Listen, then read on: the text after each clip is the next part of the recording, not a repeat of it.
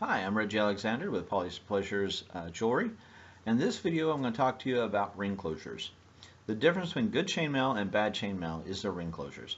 Everybody knows the same weaves. Everybody puts their own little twist on it and their own flavor to it, but chainmail is chainmail. But the difference between good chainmail and bad chainmail is the closures. If your closures are not really tight, where you can't see air through, you can't see light through them, where they're matched up perfectly on the ring, you will not have any problems. Though that's good chainmail. You can take and you can rub it across your skin, it won't scratch you. You can rub it across your clothes, it won't take in and pull threads or things. You can rub it through your hair and it won't pull your hair. Or if you're wearing a necklace, it's not pulling your hair. If you're wearing a bracelet, it's not pulling the hair on your arms. And the way you can test chainmail is you just rub it in your hair. You pull it out. If there's no hair in it, it's good chainmail. If it's a bad chainmail, it's going to be pulling your hair out with it and you're going to have little hairs coming off of it. So what I'm going to show you is how to close a ring, and then show you the rings that are unacceptable and the ring closures that are acceptable. If you're working for us, that is the #1 thing that I'm going to be harping on, is ring closures, because like I said, that's the quality of the chainmail. And we produce quality products. And everybody has a boo-boo here and there. It happens. But you want the majority of your closures to be as perfect as possible so that when you're done, people looking at it don't see where the cut in the ring is. For us, we try to use saw cut rings. Rings come in, if you buy your rings yourself, go to theringlord.com, all one word.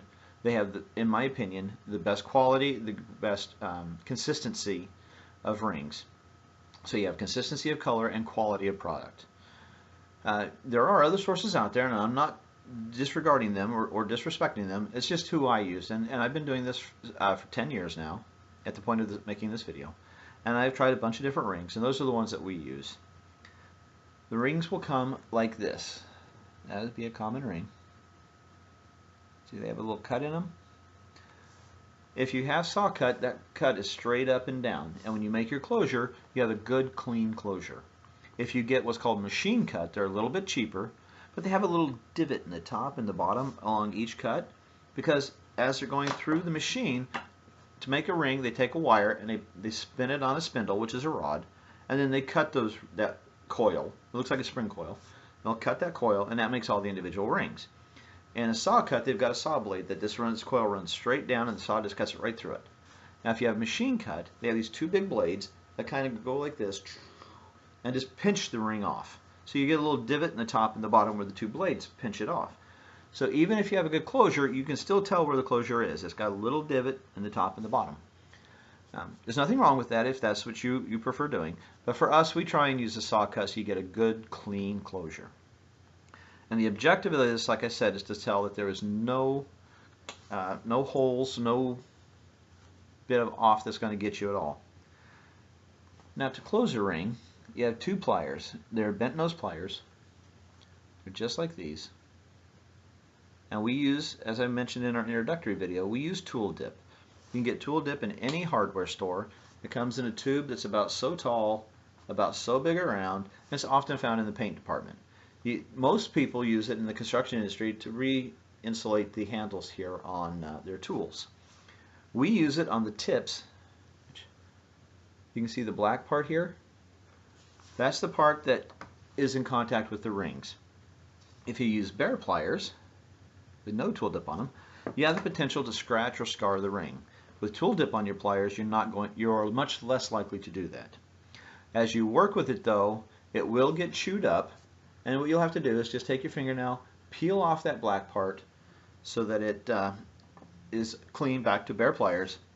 You take tool dip, which you've prepared ahead of time. You buy the tool dip, you get these little mason jar containers. It takes about 3 of these. They come in a pack of 4 for about $3. When you open your tool dip, pour it into these, keep it closed tightly. Otherwise the tool dip will dry out. If you keep it in the tube that it comes in, you've got it for about 2 days. If you keep it in this, you can use it for weeks and weeks. All you do, when you've scarred up your pliers, you just peel that off, dip it into your tool dip, tap off the excess, and then just prop it up somewhere like that, where it's propped up, and let it dry for a couple of hours. Once it's dried, you come back, and if there's any little drips coming off it, take fingernail clippers, clip those off. It's good and clean, you're ready to go. You can do that to as many sets of pliers as you want. We go through dozens of pliers a day. And so it's a quick and easy way to do that. You can get these at Harbor Freight. And like I said, I'm not being paid by any of these companies. These are just who we use. At Harbor Freight, you can get these for $2 a pair. So they're cheap. Now, the springs will wear out over time. They do get stick and stiffy sometimes. But with Harbor Freight, they've got a lifetime guarantee on these. They're Pittsburgh tools. So you just take them back to Harbor Freight and exchange them for new ones. It's awesome. For closing rings, though, you'll take your ring, any ring. I'll use larger rings. Again, before you get farther, on rings you have two sizes you need to worry about. Diameter of the ring is how thick the ring is. I'm sorry, gauge of the ring is how thick the ring is, and diameter is how far across it is. And on most sites when you buy rings, diameter is the inner diameter, from the inside of the ring to the straight across to the inside of the other ring. On outside diameter, it's from the outside of the ring to the outside of the ring. But on these, most times it's inner diameter. And like this ring right here is a 16 gauge 3/8 inch ring. To open and close your rings, which is your most basic skill in chainmail, you want to take the blade of your plier and take it as perpendicular to that cut as you can and go straight across. Take your other pair of pliers, get up close here we can see, put it also across it, and then you pull your right hand towards you and your left hand away from you. And just give it to where you have about 1/4 of an inch. You get it where you can see it better. About 1/4 of an inch opening. Then when you weave it into your pattern, into your weave, you do the same thing. So say, well, it doesn't matter. You just do the same thing. You put your blade of your plier perpendicular to the cut, your other one, and on aluminum rings you kind of push your hands towards each other a little bit as you do it. And I'll get up closer. Can you hear that little click? You want to hear that little click. That means you push the rings close enough together so that you're getting a good closure. I'm getting old, so I got to put my glasses on, sorry. So you will take and just keep wiggling them back and forth. Just keep wiggling them back and forth until you get a good clean closure. When you have a good clean closure, you will not be able to see any light through that cut. You can barely see where the cut in the ring is at all. When you look at it on end, there's no way you see any of the ring other than the perfect circle. And that's what you want. You don't want to be able to feel anything there. You don't want to be able to see any problems. So I've got a couple that I'm going to show you that are the common ways that we see that are not acceptable for ring closures. Okay, see how, let me get my big head out of the way. Put it down against my shirt maybe. See how you can see the black through the cut of that? If you can see anything through your ring closure, it's not a good ring closure. And do it again. If your ring looks like this, I can stabilize it enough here. Okay, see how that's off center? It's not matched up perfectly across. When you go and run your finger across it, you're going to be able to feel that. That's going to catch your skin, it's going to scratch you, it's going to catch your clothes, it's going to pull threads out of it, it's going to catch your hair. If you have a necklace or a bracelet, and it's going to pull your hair. Again, that's an unacceptable ring closure. See how it's not lined up there? So don't do that. That's the side to side. If you have it off center, up and down, you can see that. Sorry. See how you can see a little bit of the ring above the thing? Now when you look at it this way, it's not circular anymore. Again, that is not an acceptable closure. When you have an acceptable closure, it will be like this one, where you cannot see anything through it. You can see that where the cut is on that particular one because of the blade width, but you can't see anything through it.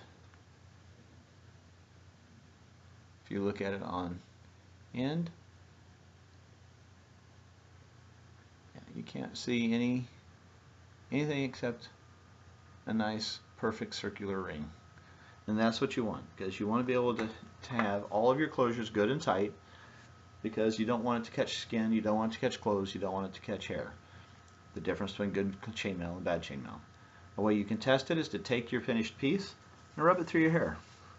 If you have no hair stuck in it, chances are you've got a good closure. Run it across the wrist of your hand. Straight across your wrist. If it scratches you, it's not a good piece. Go back and find where your closures are and tighten them up. Again, if you're going to be one of the people working for us, that is something that I am going to stress every single piece. I do it with our people, I do it with myself, I do it with everyone who works for us. You have to have good closures because that's the quality product we're putting out there. We've worked very hard to build our reputation as one of the quality producers of chainmail in the country, and we're going to continue that. And we appreciate you working for us, but that's the one thing I'm going to really harp on. Okay? Thank you. Oh, and if you have any questions, feel free to email us at pollyspleasures@hotmail.com, POLYSPLEASURES@hotmail.com, or you can hit us up off our website and get ideas or see examples of it at pollyspleasures.com. Thanks.